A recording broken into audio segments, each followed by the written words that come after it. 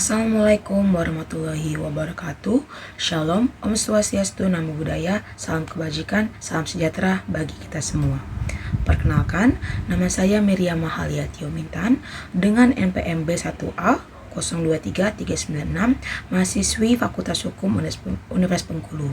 Pada kesempatan ini, saya akan mempresentasikan materi dari bab 1 yang berjudul Tinjauan Umum tentang Hak Asasi Manusia yang saya ambil dari buku Hak Asasi Manusia karya Dr. Serlika dan Haji Yonan Hashim, yang merupakan tugas akhir saya dalam mata kuliah Hukum dan HAM dengan dosen pengampu Bapak Asep. Materi yang saya akan bawakan pada hari ini penting dikarenakan menjadi dasar dalam memahami bagaimana hukum negara dan manusia harus ditempatkan secara profesional dan dalam kehidupan masyarakat.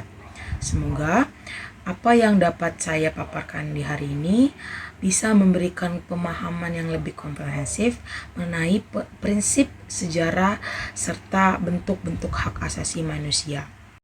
Baik, langsung saja. Yang pertama saya akan membahas dari latar belakang pemikiran HAM. Jadi, untuk memahami hak asasi manusia, kita perlu kembali kepada pertanyaan yang paling fundamental yang sering kita pertanyakan dalam kehidupan kita. Apa sih itu manusia?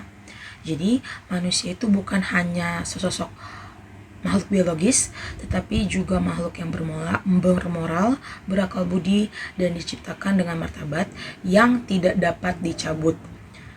Sekali lagi saya highlight, tidak dapat dicabut. Karena itu, manusia itu membutuhkan perlindungan yang tidak boleh dilanggar oleh negara, kekuasaan, bahkan oleh sesama manusia. Nah, jadi kita tarik sedikit ke hak asasi manusia. Hak asasi manusia ini menjadi perhatian dunia ketika tragedi kemanusiaan dalam Perang Dunia Pertama dan Perang Dunia Kedua yang mencapai titik yang sangat mengerikan, dimulai dari pembunuhan massal, penyiksaan, diskriminasi rasial, hingga kerja paksa. Dikarenakan hal tersebut, peristiwa tersebut membuka mata dunia bahwasannya kekuasaan tanpa batas akan melahirkan pelanggaran HAM yang sistematik. Jadi kalau kita pikir secara logika, kalau kekuasaan tidak dibatasi dengan HAM, maka akan terjadi pelanggaran-pelanggaran HAM yang sangat mengerikan. Nah, jadi setelah Perang Dunia Kedua, dunia ini menyadari bahwasannya perlu adanya standar universal untuk melindungi kemanusiaan, melindungi manusia dari kekejaman negara atau kekuatan yang lainnya. Dan dari sinilah pemikiran HAM secara modern mulai terbentuk. Oke, yang pertama saya akan membahas tentang perbedaan perspektif teoritis, yang dimana pemikiran HAM itu tidak tunggal. Terdapat perbedaan pandangan daripada filosof besar. Yang pertama itu adalah Thomas Hobbes. Beliau memiliki pandangan pesimis tentang manusia. Menurutnya homo homini lupus, yang dimana manusia adalah serigala bagi manusia lainnya. Pada dasarnya manusia itu egois dan akan saling berperang jika tidak ada aturan. Manusia akan saling menjatuhkan. Maka manusia menyerahkan kekuasaan absolut kepada negara untuk menjaga ketertiban.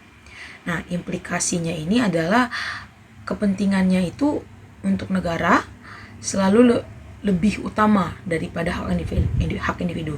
Di kata lain itu, kepentingan kelompok itu lebih baik daripada kepentingan individu. Kemudian filosofi yang kedua adalah dari John Locke. Beliau beliau menolak adanya absolutisme karena menurut beliau manusia itu memiliki hak kodrati berupa hak hidup, hak kebebasan, hak milik.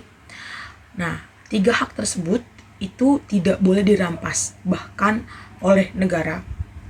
Nah, pemikiran dari John Locke tersebut menjadi dasar dari demokrasi, konstitusionalisme, dan HAM modern. Kemudian yang ketiga adalah Jean-Jacques Rousseau. Beliau berpendapat melalui kontrak sosial, Rousseau menyatakan bahwa kedaulatan tertinggi itu ada di tangan rakyat. Jadi, negara ini hanya berfungsi sebagai representasi rakyat, bukan pemilik kekuasaan. Jadi hanya sebagai depannya saja.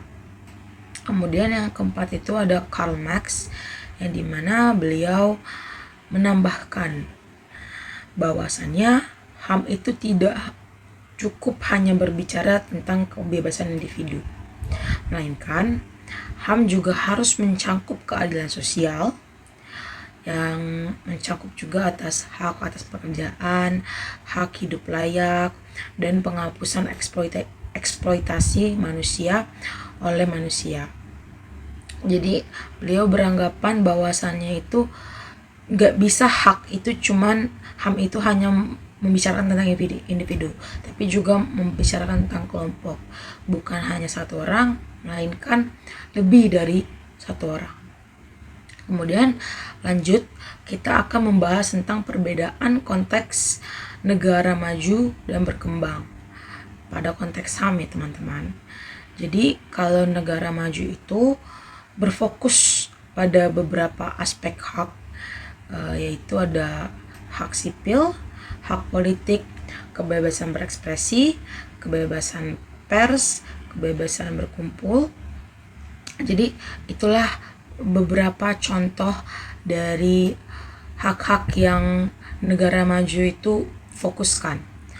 Nah, kalau kita bandingkan dengan negara berkembang ini lebih menekankan pada beberapa aspek hak, yaitu adalah hak pembangunan, hak lingkungan, kemudian ada hak sumber daya alam, terus ada juga hak kolektif, kemudian ada hak kesejahteraan. Jadi bisa kita bandingkan, sangat berbeda dari antara negara maju dan negara berkembang. Kemudian mengapa hal tersebut berbeda? Dikarenakan sejarah kolonialisme membuat negara berkembang lebih peduli kepada keadilan sosial daripada sekedar kebebasan individu. Jadi kalau kita lihat tadi, dari negara berkembang itu berfokus pada keadilan sosial, jadi lebih berfokus pada kepentingan kelompok daripada individu. Sedangkan negara maju lebih menyatakan condong ke arah kebebasan individu. Selanjutnya kita akan membahas tentang pandangan umat beragama terhadap HAM. Jadi menurut Ahmad Kosasih ada 3 sikap yang mempengaruhi pandangan umat beragama terhadap HAM. Yang pertama itu menerima penuh karena sesuai dengan nilai agama. Kemudian yang kedua itu adalah menolak karena dianggap itu merupakan produk budaya barat. Dan yang ketiga adalah menerima dengan modifikasi, yaitu sesuai dengan ajaran agama tetapi mempertimbangkan nilai lokal. Jadi tidak langsung ditelan semua konsep-konsep dari budaya barat. Nah, dalam konteks Indonesia yang beragama menjadikan pendekatan ketiga ini paling sering digunakan. Jadi yang nomor 3 tadi paling sering digunakan di Indonesia, sehingga HAM dapat diintegrasikan dengan nilai Pancasila.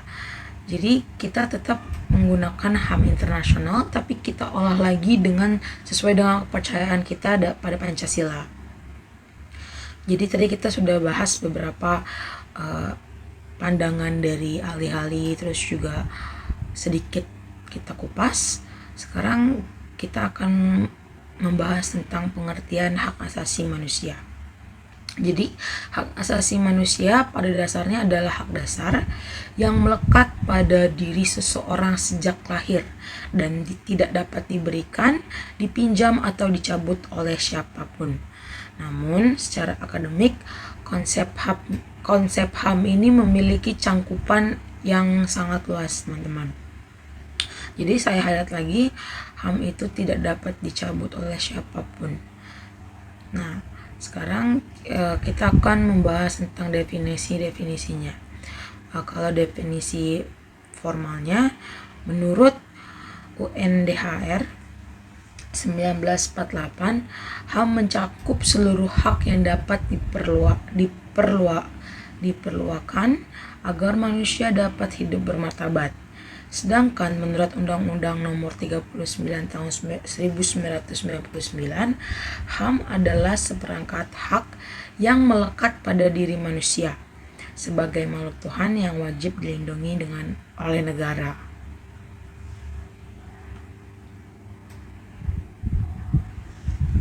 Tadi itu kan sudah membahas tentang definisi secara formal. Jadi menurut Pak Ali juga ada nih teman-teman. Yang pertama itu John Locke yang beranggapan bahwa HAM adalah hak yang berasal dari Tuhan. Karena itu negara tidak boleh melanggar. Jadi itu tuh dari Tuhan dan gak boleh dilanggar.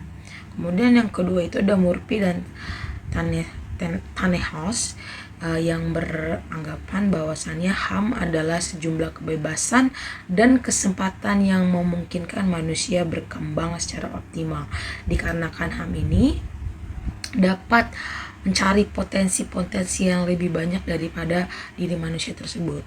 Kemudian ada Barudin Lopa yang dimana beliau beranggapan bahwasannya HAM memiliki dimensi hak sekaligus tanggung jawab. Artinya, si pemegang HAM ini tidak boleh menggunakan haknya untuk merugikan lain. Kemudian, kita tadi sudah membahas tentang definisi. Sekarang kita akan geser sedikit kepada karakteristik HAM. Jadi untuk memperjelas, HAM itu memiliki sifat-sifat sebagai berikut. Yang pertama itu universal. Universal itu artinya berlaku untuk semua manusia tanpa terkecuali. Dan kedua itu ada tidak dapat dicabut. Jadi negara pun tidak boleh menghapusnya. Kemudian adalah bersifat moral dan hukum, yang dimana artinya diakui melalui norma sosial dan peraturan. Kemudian yang keempat adalah mutlak, yaitu tidak boleh bergantung pada status sosial, agama, ras, ataupun kebangsaan. Kemudian yang kelima itu tidak dapat dibagi-bagi. Ini tuh berkaitan dengan hak sipil, hak politik, hak ekonomi, hak sosial, dan budaya yang saling berkaitan. Jadi kalau kita mau tarik salah satu contoh ya teman-teman, contohnya itu jika seorang masyarakat miskin, seorang orang miskin yang tidak bisa mengakses pendidikan, otomatis dia tidak bisa menggunakan hak politiknya dengan maksimal. Nah, itulah teman-teman yang dimaksud dengan jadi saling berkaitan. Tadi kita juga sudah membahas karakteristik. Kadang kita kan masih sering berpikir, we're still wondering, bagaimana sih lahirnya sejarah HAM. Nah, karena hal tersebut, itulah makanya kita akan bahas sekarang. Jadi konsep HAM itu kan gak mungkin kan muncul secara tiba-tiba, melainkan itu tuh ada proses yang sangat panjang dari lahirnya, terbentuknya, terus kemudian berkembangnya HAM dalam dunia ini. Yang pertama itu ada Magna Carta. Magna Carta ini sebenarnya adalah suatu surat yang ditandatangani oleh rakyat Inggris, oleh Raja John, yang ditandatangani di Inggris. Untuk pertama kalinya di dunia, kekuasaan raja itu dibatasi oleh hukum. Kenapa ini bisa lahir? Karena pada bahwasannya pada saat itu terjadi banyak protes dari masyarakat bahwasannya raja itu sangat sewenang-wenang. Jadi dokumen ini melahirkan prinsip tidak ada seorang pun, bahkan raja, yang berada di atas hukum. Inilah yang menjadi dasar dari rule of law modern. Jadi karena pemikiran tersebutlah Magna Carta ini terjadi. Kemudian yang kedua itu ada Bill of Rights pada tahun 1689. Bill ini adalah nama penulisnya yang mengatur kebebasan rakyat dari penyalahgunaan kekuasaan raja, lagi-lagi dikarenakan raja, yang dimana Bill of Rights ini memberikan perlindungan terhadap kebebasan berbicara, kemudian pemilu yang bebas, larangan hukuman yang kejam. 3 itu dijadikan dokumen, dan dokumen ini menjadi cikal bakal demokrasi parlementer. Kemudian yang ketiga itu adalah Deklarasi Kemerdekaan Amerika. Nah, Deklarasi Kemerdekaan Amerika ini terjadi pada tahun 1976 yang menegaskan bahwasannya semua manusia itu diciptakan sama dan dianugerahkan hak hidup, hak atas kebebasan, dan hak memperoleh kebahagiaan. Kemudian yang keempat itu adalah deklarasi hak-hak manusia dan warga negara yang terjadi di Prancis pada tahun 1789. Ini tuh kalau nggak salah dipanggil Bastille Day. Jadi lahirnya ini saat revolusi Prancis, yang dimana itu bertujuan untuk menggulingkan monarki absolut. Nah, isi pentingnya dari revolusi Prancis ini adalah hak untuk menentukan pemerintahan, perlindungan dari penahanan yang sewenang-wenang, kemudian kebebasan pers, kebebasan agama, dan asas praduga tak bersalah. Kemudian yang kelima itu adalah Deklarasi Universal DUHAM yang terjadi pada tahun 1948. Nah, yang paling penting dalam sejarah HAM ini adalah DUHAM ini, yang dimana deklarasi ini menandai kesadaran global bahwa martabat manusia itu lebih tinggi daripada kekuasaan negara. Jadi dibuat sebanyak 30 pasal yang memuat hak dasar yang harus dihormati oleh seluruh umat manusia.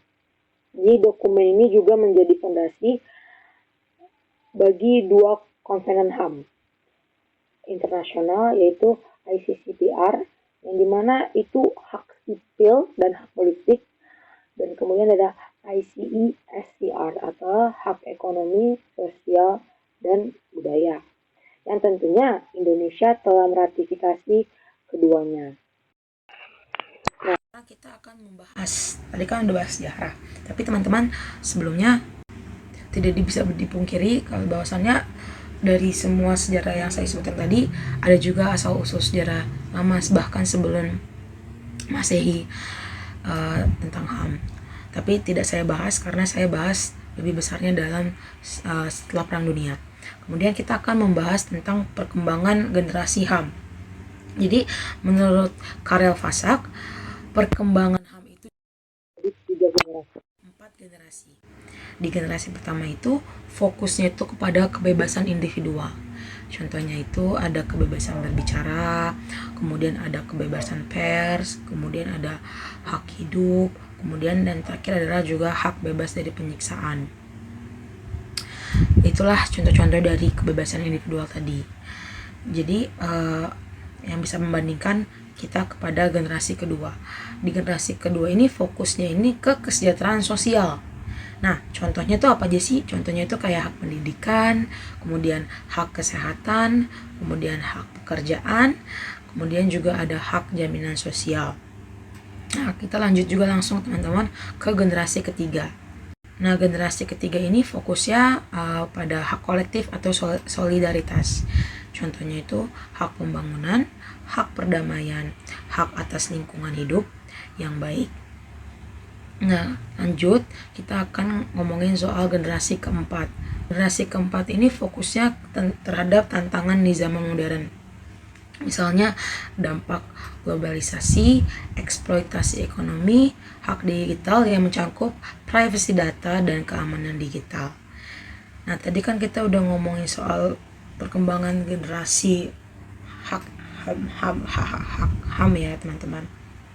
Selanjutnya kita akan membahas tentang bentuk-bentuk HAM. Jadi bagaimana membagi HAM menjadi beberapa kategori. Jadi yang pertama itu hak sipil.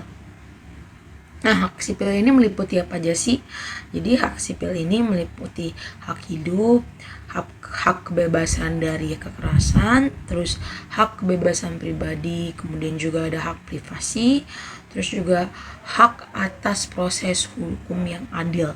Nah, kalau kita ngomongin soal hak sipil, contohnya itu adalah jika seseorang itu tidak boleh ditangkap tanpa alasan hukum,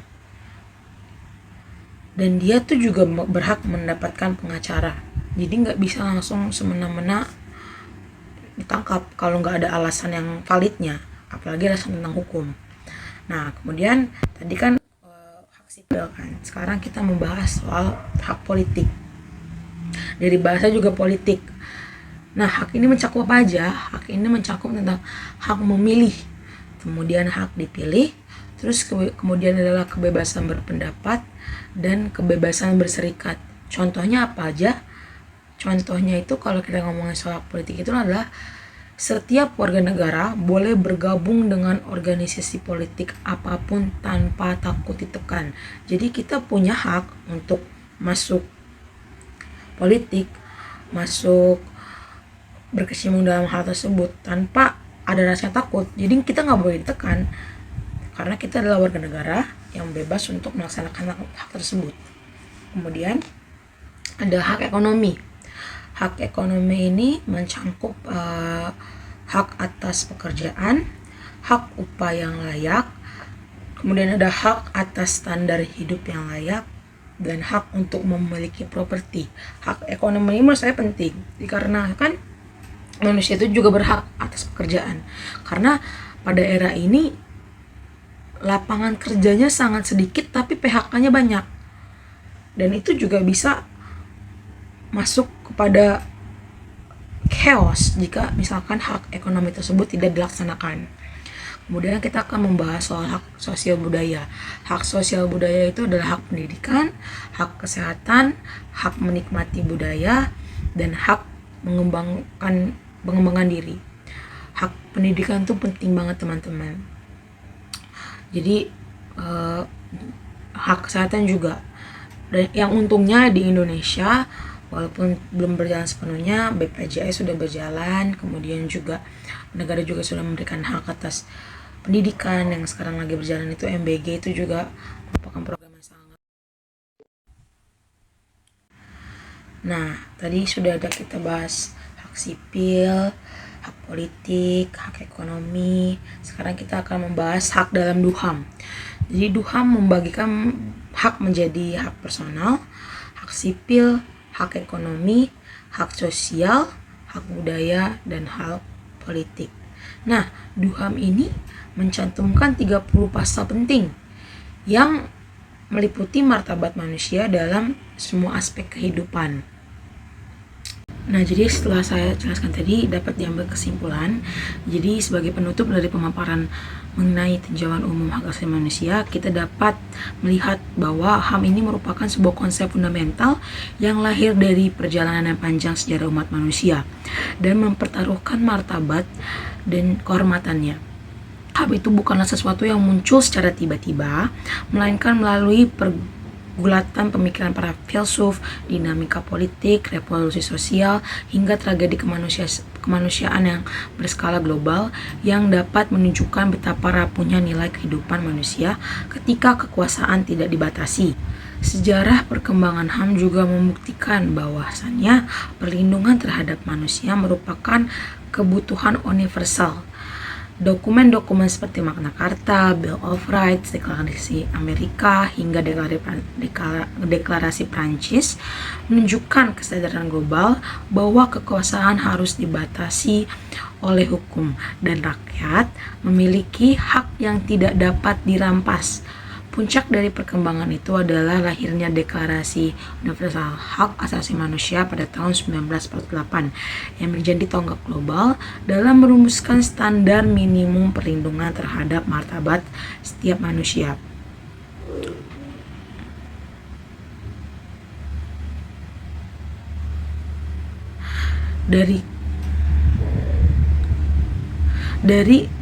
Dari keseluruhan penjelasan tersebut, dapat kita simpulkan bahwasannya HAM tidak dapat hanya berkaitan dengan hukum, tetapi juga berkaitan dengan moralitas, sejarah, nilai-nilai kemanusiaan, dan tanggung jawab bersama. Negara memiliki kewajiban untuk menghormati, melindungi, dan memenuhi HAM. Tetapi pada saat yang sama, setiap individu juga memiliki tanggung jawab untuk menghormati hak orang lain. Nah, implementasi dari HAM bukan hanya untuk tugas pemerintah, tetapi juga tanggung jawab kolektif seluruh masyarakat. Dengan memahami sejarah, konsep, dan bentuk-bentuk HAM, kita diharapkan dapat lebih sadar bahwa setiap manusia memiliki nilai yang sama dan berhak diperlakukan dengan adil, bermartabat, dan penuh dengan kemanusiaan. Semoga penjelasan ini tidak hanya membawa wawasan, tetapi juga menumbuhkan kesadaran bahwa menjaga HAM berarti menjaga martabat kita sebagai manusia. Demikian pemaparan mengenai tinjauan umum tentang hak asasi manusia dari sejarah panjang hingga pengaturan modern. Kita melihat bahwa HAM bukan sekedar teori, tetapi juga menjadi fondasi yang memastikan bahwasannya manusia harus dihormati martabatnya.